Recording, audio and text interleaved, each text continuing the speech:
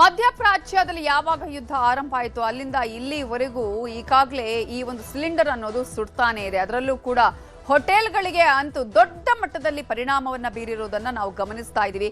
Hotel ಮಾಲೀಕರು, ಗ್ರಾಹಕರಿಗೆ ಈ ಮೂಲಕ ಕೇಂದ್ರ ದೊಡ್ಡ ಮಟ್ಟದ ಬರೆಯನ್ನೇ ಹಾಕಿದೆ. ವಾಣಿಜ್ಯ ಬಳಕೆ ಸಿಲಿಂಡರ್ ದರವನ್ನ ಏರಿಕೆ ಮಾಡಲಾಗಿದೆ. ಇದೇ ಕಾರಣಕ್ಕಾಗಿ ಜನರು ಆಕ್ರೋಶವನ್ನ ವ್ಯಕ್ತಪಡಿಸ್ತಾ ಇದ್ದಾರೆ, ಹೋಟೆಲ್ ಮಾಲೀಕರು ಆಕ್ರೋಶವನ್ನ ವ್ಯಕ್ತಪಡಿಸ್ತಾ ಇದ್ದಾರೆ. ಇದರ ಪರಿಣಾಮ ಯಾರ ಮೇಲಾಗುತ್ತೆ? ನೇರವಾಗಿ ಗ್ರಾಹಕರ ಮೇಲೆ ಆಗುತ್ತೆ, ಜನರ ಮೇಲಾಗುತ್ತೆ. ಕಾರಣ ಸಿಲಿಂಡರ್ ದರ ಏರಿಕೆಯಾಗುತ್ತೆ, ಹೋಟೆಲ್ಗಳ ಬಿಲ್ಲು ಕೂಡ ಏರಿಕೆಯಾಗುತ್ತೆ. ಹೋಟೆಲ್ಗಳಲ್ಲಿ ತಿಂಡಿ ಊಟವೂ ಕೂಡ ದುಬಾರಿ ಆಗಲಿದೆ ಅನ್ನೋದನ್ನ ನಾವು ಗಮನಿಸಬೇಕಾಗುತ್ತೆ. ಎಲ್ಲವೂ ಕೂಡ ಚೈನ್ ಲಿಂಕ್ ಆಗುತ್ತೆ, ಒಂದಕ್ಕೊಂದು ಸರಪಣಿಯ ರೀತಿಯಲ್ಲಿ ಎಲ್ಲವೂ ಕೂಡ ದರ ಏರಿಕೆ ಆಗುತ್ತೆ. ಈ ಮೂಲಕ ಕೇಂದ್ರದ ವಿರುದ್ಧ ಕೂಡ ಸಾಕಷ್ಟು ಆಕ್ರೋಶವನ್ನ ವ್ಯಕ್ತಪಡಿಸಲಾಗ್ತಾ ಇದೆ. ಈಗಾಗಲೇ ಸಿಲಿಂಡರ್ ಯಾವ ರೀತಿಯಾಗಿ ಸುಡ್ತಾ ಇದೆ, ಜನರ ಮೇಲೆ ಹೇಗೆ ಕೇಂದ್ರ ಬರೆ ಎಳೆದಿದೆ ಅನ್ನೋದನ್ನ ಕೂಡ ನಾವು ಗಮನಿಸ್ತಾ ಹೋಗೋದಾದ್ರೆ, ವಾಣಿಜ್ಯ ಬಳಕೆಯ ಗ್ಯಾಸ್ ಸಿಲಿಂಡರ್ನ ಬೆಲೆ ಇದೀಗ ಮತ್ತೊಮ್ಮೆ ಏರಿಕೆಯಾಗಿದೆ. ಆ ಬೆಲೆ ಬರೋಬ್ಬರಿ 991 ರೂಪಾಯಿ ಈ ಸಲ ಏರಿಕೆ ಮಾಡಿರೋದನ್ನ ನಾವಿಲ್ಲಿ ಗಮನಿಸಬೇಕಾಗತ್ತೆ. ಒಂದೇ ಬಾರಿಗೆ ಈ ಹಿಂದೆ ಎಲ್ಲ ನಾವು ಗಮನಿಸಿದ್ರೆ 144 ರೂಪಾಯಿ ಅಥವಾ 199 ರೂಪಾಯಿ ಆಗಿತ್ತು. ಆದರೆ ಏಕಕಾಲದಲ್ಲಿ 991 ರೂಪಾಯಿ ಏರಿಕೆಯನ್ನ ಮಾಡಿರುವ ಹಿನ್ನೆಲೆಯಲ್ಲಿ ಹೋಟೆಲ್ ಮಾಲೀಕರು ತೀವ್ರ ಆಕ್ರೋಶ ವ್ಯಕ್ತಪಡಿಸ್ತಾ ಇದ್ದಾರೆ. ಈಗಾಗಲೇ ಅನೇಕ ಹೋಟೆಲ್ಗಳು ಬಂದ್ ಆಗಿದೆ, ಹೋಟೆಲ್ ಮಾಲೀಕರು ಕಂಗಾಲಾಗಿ ಹೋಗಿದ್ದಾರೆ. ಇಂತಹ ಸಂದರ್ಭದಲ್ಲಿ ಏಕಾಏಕಿ ಈ ರೀತಿಯಾಗಿ ಸಿಲಿಂಡರ್ ಬೆಲೆಯನ್ನ ಏರಿಕೆ ಮಾಡಿದ್ರೆ ನಾವು ಬದುಕೋದು ಹೇಗೆ, ನಾವು ಹೋಟೆಲ್ ಉದ್ಯಮವನ್ನ ಮುನ್ನಡೆಸೋದು ಹೇಗೆ ಅನ್ನುವ ಪ್ರಶ್ನೆಯನ್ನ ಕೇಳ್ತಾ ಇದ್ದಾರೆ. ಈಗಾಗಲೇ ಹಳೆ ದರ ಯಾವ ರೀತಿ ಆಗಿತ್ತು, ಹೊಸ ದರವನ್ನ ನಿಮಗೆ ತೋರಿಸ್ತಾ ಇದೀವಿ. ಹಳೆ ದರ 2162 ರೂಪಾಯಿ ಇದ್ದಿದ್ದು ಇದೀಗ ದರ ಏರಿಕೆ ಆಗಿರೋದ್ರ ಮೂಲಕ ಇದು 19 ಕೆಜಿಯ ಸಿಲಿಂಡರ್ನ ದರವನ್ನ ನಿಮಗೆ ತೋರಿಸ್ತಾ ಇದೀವಿ. ಈಗ ಈ ಒಂದು ಹೊಸ ದರ 3153 ರೂಪಾಯಿಗೆ ಏರಿಕೆ ಆಗಿರೋದನ್ನ ನಾವು ಗಮನಿಸ್ತಾ ಇದೀವಿ. ಕಮರ್ಷಿಯಲ್ ಸಿಲಿಂಡರ್ನ ಬೆಲೆಯನ್ನ ನಾವು ತೋರಿಸ್ತಾ ಇದ್ವಿ. 35 ಕೆಜಿ ಸಿಲಿಂಡರ್ನ ಕಮರ್ಷಿಯಲ್ ಬೆಲೆಯನ್ನ ನಾವು ಗಮನಿಸ್ತಾ ಹೋಗೋದ್ರಿ. ಸಿಲಿಂಡರ್ ಬೆಲೆ ಹಳೆ ದರ 4500 ರೂಪಾಯಿ ಇತ್ತು.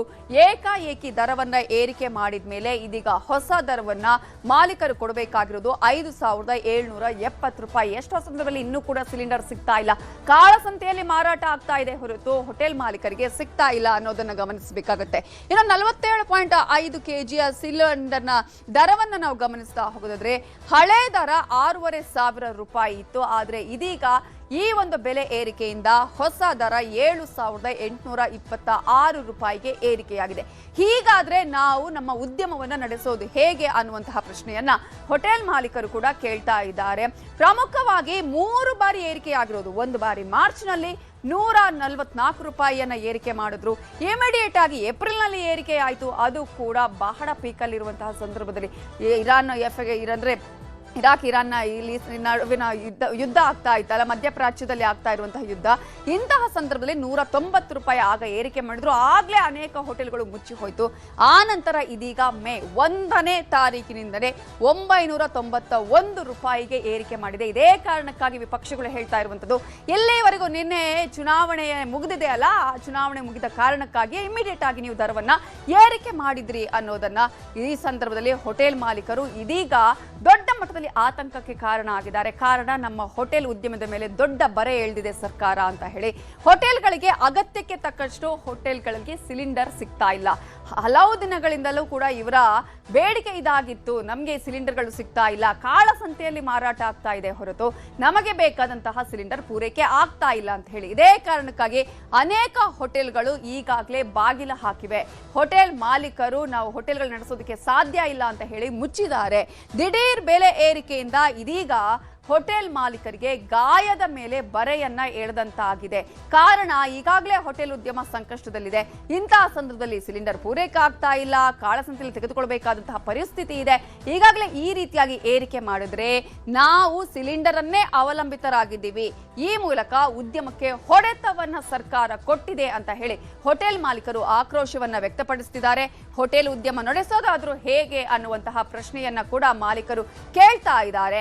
ಕಾಳಸಂತೆಯಲ್ಲೂ ಕೂಡ ದುಬಾರಿಯಾಗುವಂತಹ ಭಯವನ್ನ ಹೋಟೆಲ್ ಮಾಲೀಕರು ವ್ಯಕ್ತಪಡಿಸ್ತಾ ಇದ್ದಾರೆ.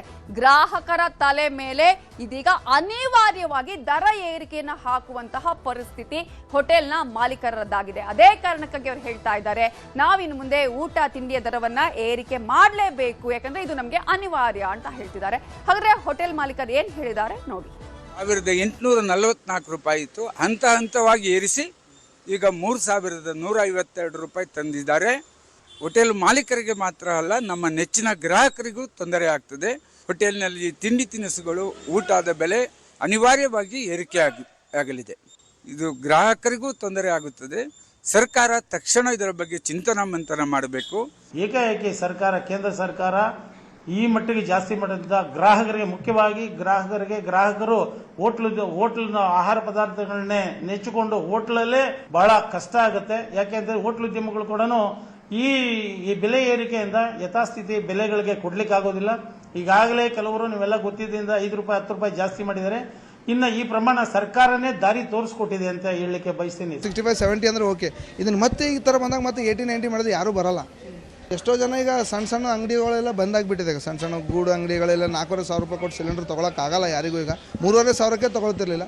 ಈಗ ನಮ್ಮ ಹೋಟೆಲ್ ಅವ್ರಿಗೆ ಬಂತು ಈಗ ಬಿಸಿ ಬಿಸಿ ತಿಂಡಿ ತಯಾರು ಮಾಡ್ತೀವಲ್ಲ, ಈಗ ಬಿಸಿ ಬರವಿದ್ದಂಗೆ ಆಗಿದೆ ನಮಗೆಲ್ಲ. ಹೋಟ್ಲು ಬಂದಿಟ್ಟರು ಪ್ರಾಬ್ಲಮ್ಮೇ. ಸಿಲಿಂಡರ್ ದರ ಏರಿಕೆಯಿಂದಾಗಿ ಇದೀಗ ಹೋಟೆಲ್ ಮಾಲೀಕರು ಅನಿವಾರ್ಯವಾಗಿ ದರವನ್ನ ಏರಿಕೆ ಮಾಡಲೇಬೇಕು ಅನ್ನುವಂತಹ ವಿಚಾರವನ್ನ ಹೇಳ್ತಾ ಇದ್ದಾರೆ. ಹಾಗಾಗಿ ನೇರವಾಗಿ ಅದರ ಹೊರೆ ಬೀಳೋದು ಗ್ರಾಹಕರಿಗೆ. ಗ್ಯಾಸ್ ಬೆಲೆ ಏರಿಕೆಯ ಬೆನ್ನಲ್ಲೇ ಹೋಟೆಲ್ ಮೆನುವಿನಲ್ಲೂ ಕೂಡ ಇದೀಗ ದರ ಏರಿಕೆಯ ಒಂದು ಬೆಲೆಗಳನ್ನ ನಾವು ಕಾಣಬಹುದು. ಕಾರಣ 15% ದರ ಏರಿಕೆ ಮಾಡೋದಕ್ಕೂ ಕೂಡ ಹೋಟೆಲ್ನ ಮಾಲೀಕರುಗಳು ನಿರ್ಧಾರವನ್ನ ಮಾಡಿದ್ದಾರೆ. ಇಲ್ಲದಿದ್ರೆ ನಮಗೆ ಸಾಧ್ಯ ಇಲ್ಲ ಹೋಟೆಲ್ ಅನ್ನ ನಡೆಸೋದಿಕ್ಕೆ ಅಂತ ಹೇಳಿ. ಟೀ ಕಾಫಿಗೆ 2 ರಿಂದ 5 ರೂಪಾಯಿ ಜಾಸ್ತಿ ಆಗ್ಬೋದು. ತಿಂಡಿಗೆ 5 ರಿಂದ 10 ರೂಪಾಯಿ ಏರಿಕೆಯಾಗುವ ಸಾಧ್ಯತೆ ಇದೆ. ಊಟಕ್ಕೆ 10 ರಿಂದ 20 ರೂಪಾಯಿ ದರ ಏರಿಕೆಯಾಗುವಂತಹ ಸಾಧ್ಯತೆ ಕೂಡ ಇದೆ. ಅದೇ ಕಾರಣಕ್ಕಾಗಿ ಹೋಟೆಲ್ ಮಾಲೀಕರುಗಳು ಕೂಡ ಈಗ ಹೇಳ್ತಾ ಇದ್ದಾರೆ, ಇದೇ ಸಿಲಿಂಡರ್ಗಳಲ್ಲಿ ಇಂತಹ ರೇಟ್ ಕೊಟ್ಟು ನಾವು ಯಾವ ಹಳೆ ರೇಟಲ್ಲಿ ಕೊಡೋದಕ್ಕೆ ಸಾಧ್ಯನೇ ಇಲ್ಲ ಅನ್ನುವಂತಹ ಮಾತುಗಳನ್ನು ಕೂಡ ಹೇಳ್ತಾ ಇದ್ದಾರೆ. ಇದರ ನೇರವಾದಂತಹ ಹೊರೆ ಬೀಳೋದು ಗ್ರಾಹಕರಿಗೆ. ಹಾಗಾದ್ರೆ ಇದೀಗ ಗ್ರಾಹಕರು ಕೂಡ ಮಾತಾಡಿದ್ದಾರೆ, ಏನ್ ಹೇಳಿದ್ದಾರೆ ನೋಡಿ. ರೇಟ್ ಜಾಸ್ತಿ ಮಾಡೋದು ಅನಿವಾರ್ಯ ಆಗಿದೆ. ಇವಾಗ ಇದ್ದಕ್ಕಿದ್ದಂಗೆ 991 ರೂಪಾಯಿ ಗ್ಯಾಸಿಗೆ ಇವತ್ತು ಜಾಸ್ತಿ ಆಗಿದೆ 1ನೇ ತಾರೀಕಿನಿಂದ. ಈಗ ಬೆಂಗಳೂರಿನಲ್ಲಿ ತುಂಬ ಹೋಟೆಲ್ಗಳು ಕ್ಲೋಸ್ ಆಗಿದೆ. ಯಾವುದು ಗ್ಯಾಸ್ ಅಭಾವ ಪ್ರತಿಯೊಂದು ಇದಾಗಿದೆ. ಪ್ರತಿ ಒಂದು ಐಟಮಿಗೂ ರೇಟ್ ಜಾಸ್ತಿ ಮಾಡ್ತಾನೆ ಇದ್ದಾರೆ. ಆಮೇಲೆ ಎಲೆಕ್ಟ್ರಿಸಿಟಿ ರೇಟ್ ಜಾಸ್ತಿ ಆಗಿದೆ, ತರಕಾರಿ ರೇಟ್ ಜಾಸ್ತಿ ಆಗಿದೆ, ಪ್ರತಿಯೊಂದು ಐಟಮ್ ಜಾಸ್ತಿ ಆಗಿದೆ. ಇದನ್ನು ನಾವು ಅನಿವಾರ್ಯ ಕಾರಣದಿಂದ ನಾವು ರೇಟ್ ಜಾಸ್ತಿ ಮಾಡಲೇಬೇಕಾಗತ್ತೆ. ದುಬಾರಿ ಆಗ್ತಾ ಇದೆ ಅಂತ ಅನ್ನಿಸ್ತಾ ಇದೆ.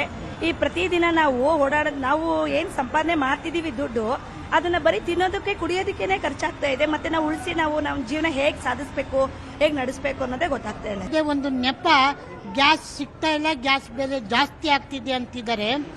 ಆದರೆ ನಾವು ಇಲ್ಲಿ ನೋಡಿ, ಅನ್ನ ಸಾಂಬಾರು 70 ರೂಪಾಯಿ, ಈಗ ಒಂದು ಮಸಾಲೆ ದೋಸೆ 70 ರೂಪಾಯಿ, ಒಂದು ಊಟ ಇಲ್ಲಿ ಅಂದರೆ ಅದು ಹೊಟ್ಟೆ ತುಂಬಲ್ಲ 110 ರೂಪಾಯಿ.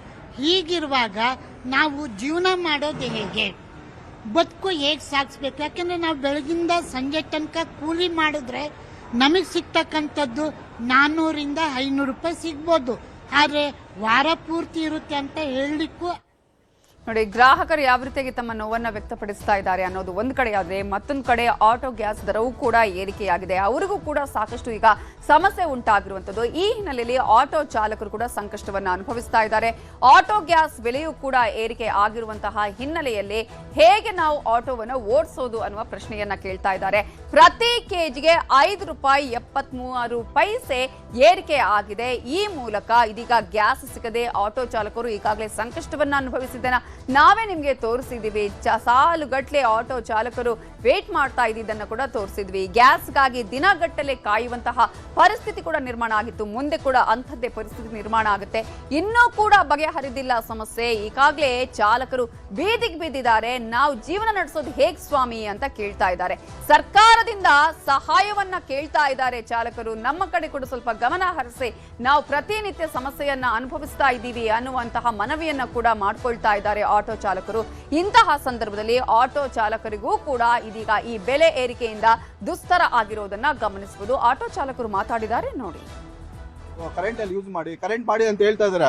ಮಾಡಕ್ಕೆ ನಮ್ ಸಬ್ಸಿಡಿ ತರ ಏನಾದ್ರು ಕೊಡ್ಬೇಕಲ್ವಾ? ಇಲ್ಲ, ಎಲೆಕ್ಟ್ರಿಕ್ ಮಾಡೋದಕ್ಕೆ ಕನ್ವರ್ಟ್ ಮಾಡಕ್ ಮಾಡ್ಕೊಡ್ಬೇಕು. ಅವರು ಮಾಡ್ಕೊಡಲ್ಲ ಅಂದ್ರೆ ಹೇಗಾಗುತ್ತೆ? ಯಾರು ಕೇಳ್ತಾರೆ ಇದನ್ನ?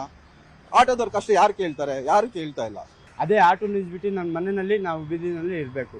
ಅದು ನಮ್ಮ ಫ್ಯಾಮಿಲಿ 1,000 ರೂಪಾಯಿ ದುಡಿದ್ರೆ 800 ರೂಪಾಯಿ ಗ್ಯಾಸ್ಗೆ ಹೋಗ್ಬಿಡುತ್ತೆ.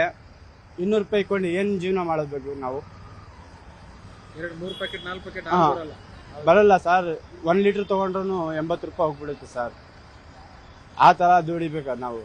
ಪೂರ್ತಿ ದಿನ ಓಡಾಡೋದು ನಾವು. ಅರ್ಧ ದಿನ ಪೆಟ್ರೋಲ್ ಬ್ಯಾಂಕ್ನಲ್ಲಿನೇ ಹೋಗ್ಬಿಡುತ್ತೆ.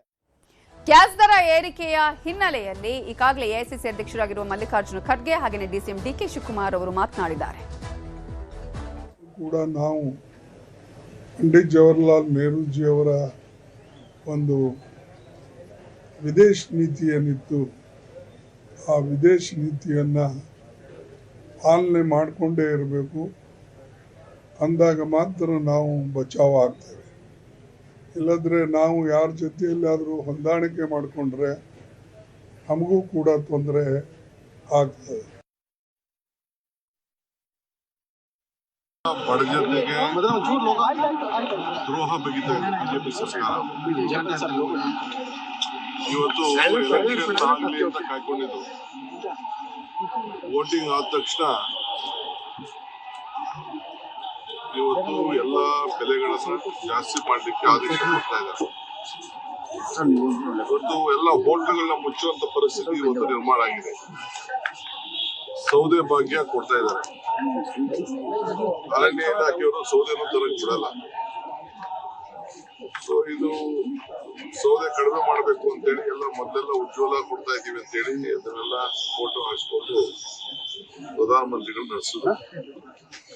ಈಗ 1000ಕ್ಕೂ ಹೆಚ್ಚು ರೂಪಾಯಿ ಜಾಸ್ತಿ ಆಗ್ತದೆ. ಹೇಗೆ ಬದುಕಬೇಕು?